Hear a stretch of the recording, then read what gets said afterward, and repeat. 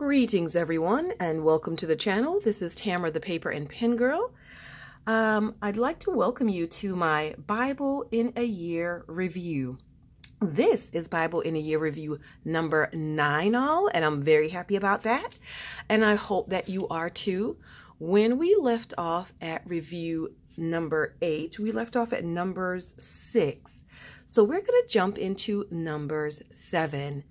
Before we begin, I'd like to do just a little bit of housekeeping for those that are new to my channel. Welcome in. This is my Reading the Bible in a Year accountability video.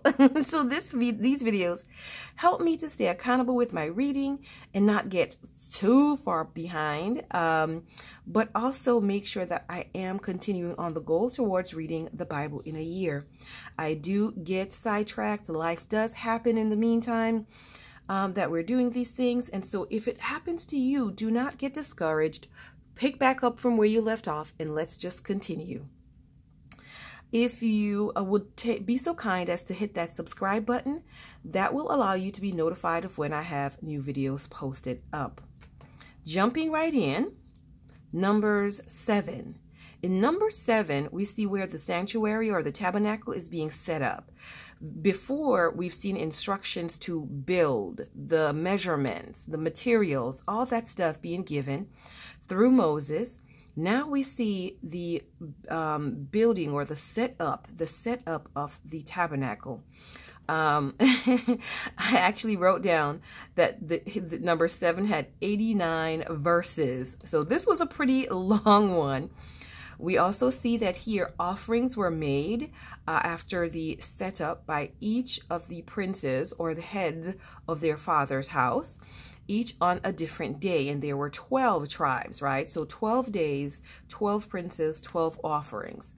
We also see here the significance of the number 12 again, where the total number of offerings that were done were like 12 silver chargers of various weights, depending on the amount that were in their tribe, the numbers, 12 bowls, golden spoons, bullocks, rams, lambs of the first fruit, of course. Then we have kids of goat for sin offerings. We had and then we changed over to oxen. We had 24 oxen, 60 rams, goats, lambs for peace offerings, etc. So we do see here that we had a lot of offerings done on each day.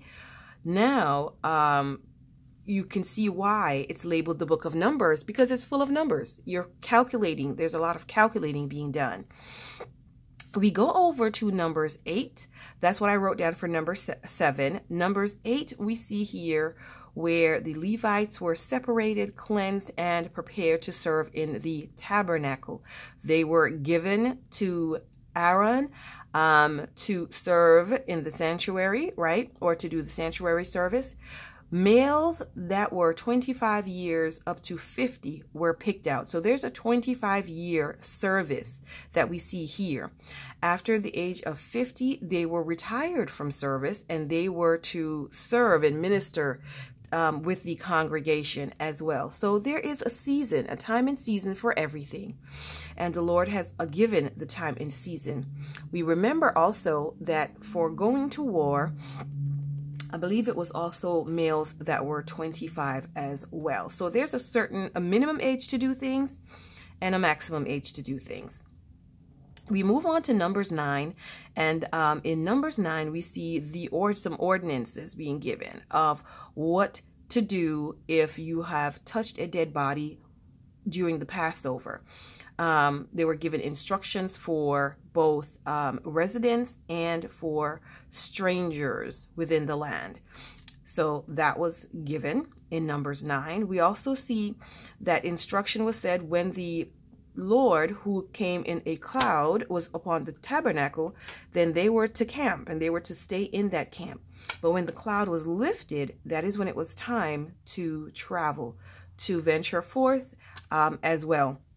So if the cloud was on the tabernacle for a week, 2 weeks, 3 weeks, whatever it was, a month, they were to stay in camp. In Numbers 10, we see Moses was commanded to make 2 trumpets to signal, and that's to signal the camp. for different things, to gather for different things, different sounds for it's time to pack up so we can go, or it's time for us to meet and I need you guys to come. So different things. God gave such specific instructions, everyone, for all the things that we needed to do or they needed to do in the camp. Let me know if you know what you're getting from your verses and chapters as you are reading, things that are standing out to you that you might want to take a note of to go back in 2020 and study. Numbers 11, and I'll tell you that Numbers 11 and Numbers 12 was amazing. Okay, that was amazing. And if you have not read Numbers 11 and 12, I promise you, you want to read those by themselves and you want to ponder on this. These are verses to study, but like I said, 2020 we'll be studying those. Numbers 11, while traveling, the people started complaining again. Y'all, oh my gosh, do we not see the trend of how we complain as people in this day, same as they do? We complain every day. I can see how they're just constantly doing exactly that. They're complaining against God. It displeased him. He heard it, and his fire consumed those that were in the utmost part of the camp. It's like, are you serious? And then the Lord made a statement. He said, these 10 times, these 10 times. So the Lord is patient. It wasn't they first started complaining and the Lord decided to take action. It was after being long-suffering as well. They ran to Moses after they started complaining and the fire of the Lord started consuming them. They ran to Moses and asked Moses to intercede on their behalf, to pray for them, to ask God to calm down a little bit, Lord, calm down.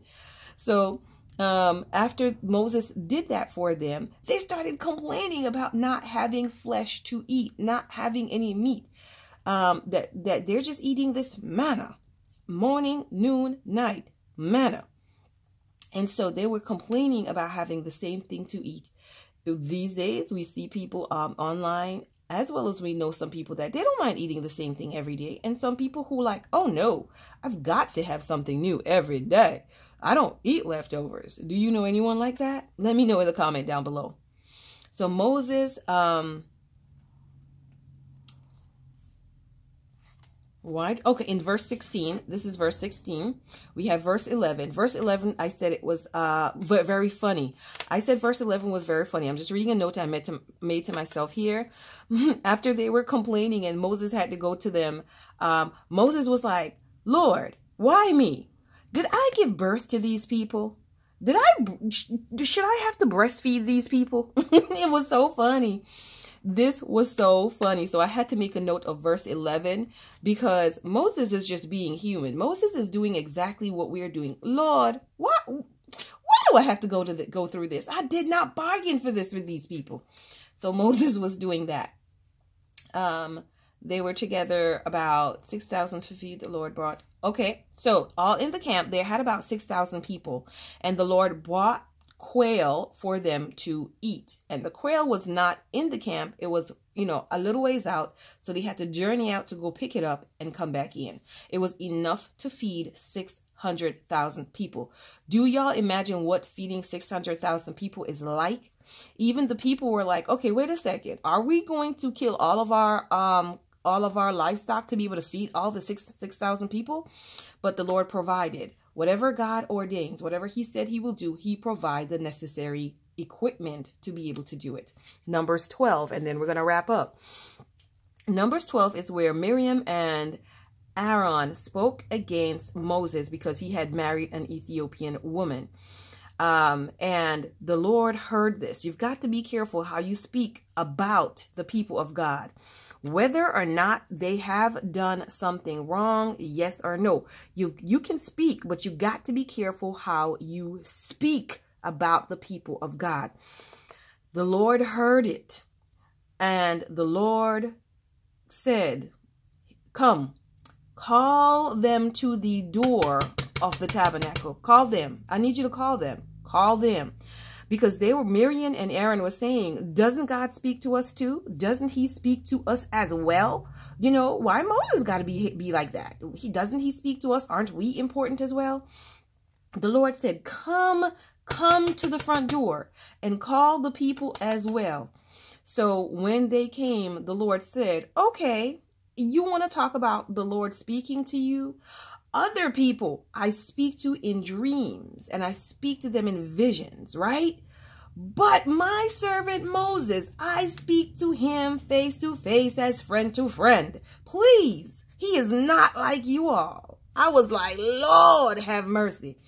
Then not only did the Lord say with him, I speak directly, the Lord said, aren't you afraid of talking about my man, my main man? Aren't you afraid to talk about him, to put your mouth on him who I speak to directly? Hoo-hoo. Miriam was hit with leprosy, y'all. She was struck with leprosy immediately. And Moses, who was the offender, right, who was offended, he had to drop down on his knees immediately to kind of soothe the wrath of God. Lord, please, please do not make her this way. Do not keep her this way. Please forgive her. Forgive her transgressions. We see here the importance, y'all, of also praying for people. People who have offended us, we see the importance of praying for people. Now, when Moses prayed for her, the Lord gave the instructions to get her cleansed, and she should stay outside of the camp for 7 days. Y'all, she had to stay outside of the whole entire camp. Okay, 7 days. So we have to be careful, because the things that we do, the things that we say, whether we think that other people are hearing it or not, when we're sitting down with our sisters or brothers or mothers or fathers or friends, whatever it is, we got to be careful what we're saying, because the Lord hears. And the Lord is the one who we really and truly need to be concerned about, even more than we're concerned about others. So next time we will pick up in Numbers 13, and that will be on video number 10. So I hope that you read the story of Numbers 11 and Numbers 12. Y'all, this isn't even half, but make sure you all are reading that. Thank you for watching, and I will see you all on the next video. Bye-bye.